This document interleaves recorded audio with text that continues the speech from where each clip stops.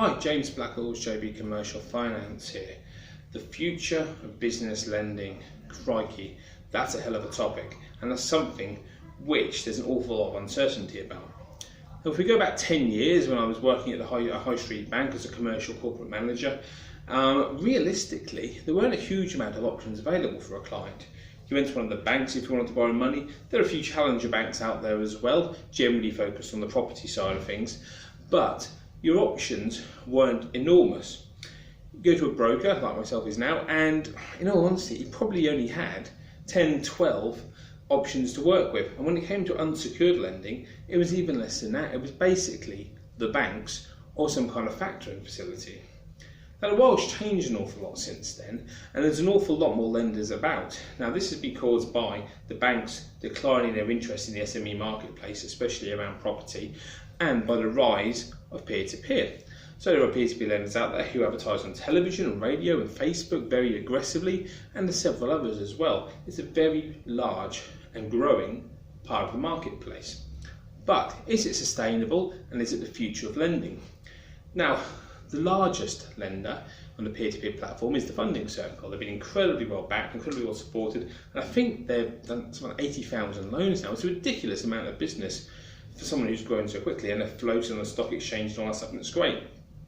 But what we haven't really seen here, we haven't been a full cycle of lending through the peer-to-peer platform, including the Funding Circle, and we haven't seen a huge amount of defaults as yet. They will come, and how the peer-to-peer platform responds to this is going to determine the future of unsecured business lending. Will they retreat and only lend to A1 clients, which puts them directly in competition with the banks? Will they continue to do what they're doing and take losses on board with lending out more money? Or will they up all their interest rates, knowing that there's not a huge amount of players in the market, so therefore they can charge more, and by bringing funds in, it'll offset any potential losses? That's a massive question.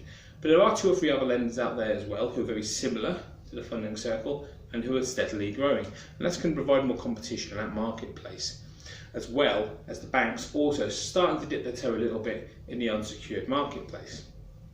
On the property side of things are very buoyant. There's an awful lot of bridging lenders, development lenders out there, and it's going to be very, very interesting to see if they continue to keep their nerve through the uncertainty we have in this country politically around Brexit, etc.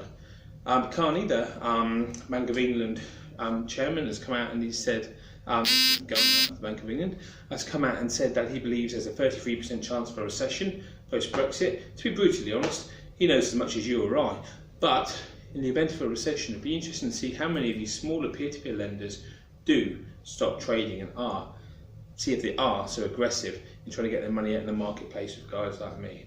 So the future of commercial lending, I think there's every reason to be optimistic, but I do believe it's a time to tread with caution.